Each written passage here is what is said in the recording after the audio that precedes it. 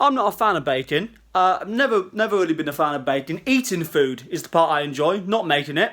That just seems like an irrelevant step towards the eating.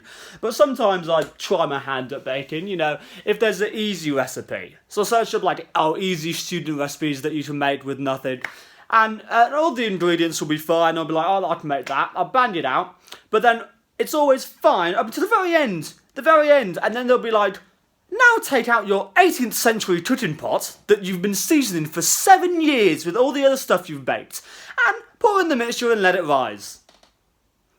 And I'm like, well, that would have been nice to know, before I start the recipe. Because it's never at the start, is it? And by the way, the recipe doesn't work without this pot. They're like, oh, no, it has to be this pot. It has to be this specific pot made in the 18th century, and it has to have the seasoning, otherwise your recipe is ruined. It's going to be disgusting.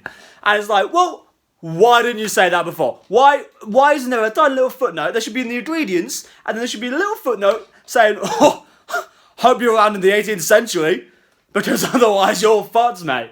May as well pack up your pots and pans and off you go. Who does that?